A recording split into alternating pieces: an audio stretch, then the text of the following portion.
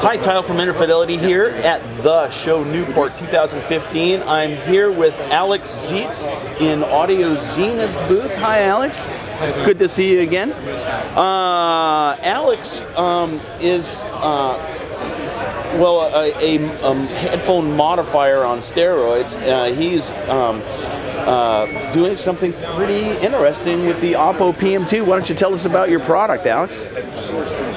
Well, I found a few areas that needed improvement on the original Oppo headphones, and I took it for a spin, and it took me, I got really involved. It took me about 2 years and more than 2,000 measurements with different modifications each time to come up with my version of that headphone, which looks very similar to the original, and that was intentionally done that way, except for maybe this Audio Zenith sign and a logo.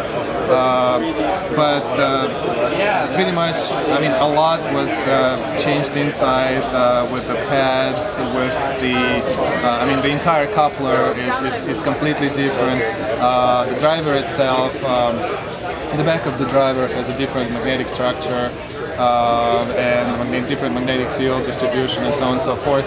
So quite a few things were done to original in order to bring it to the sound the way I accept myself, and I work on every single driver, and sometimes it takes me way more than a week for each driver and dozens of measurements to bring it to my standards,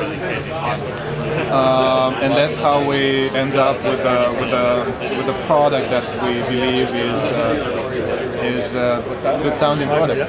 So realistic sounding. The PMx2 is the name of the product now? Yeah, I call it PM times 2. Oh, PM times 2. Okay, good. So I just spent the last 20 minutes or half an hour talking with Alex about going deep into the nature of these modifications that he made, and that discussion was filled.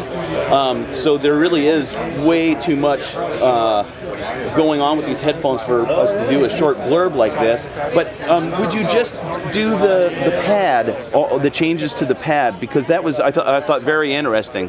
Okay.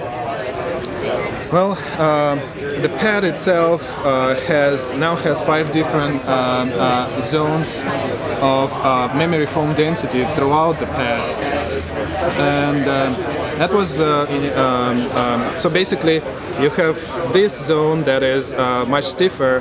You have this zone right across from this that is much softer. You have these 2 zones that are somewhere in between, and these inside zones are also different stiffness.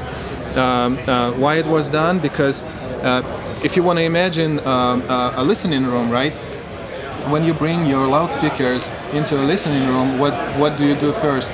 You try to position them right. You try to tilt them. You try to align your listening chair accordingly. Then you're still not satisfied, so you start moving your bookshelves around. You start dealing with all the reflections and standing waves and so on and so forth, in order for you to optimize the sound of your given driver to the coupler, you can call it that way. The room, right? The room, which is a coupler. Yeah. So basically, the same thing happens with the coupler of a headphone.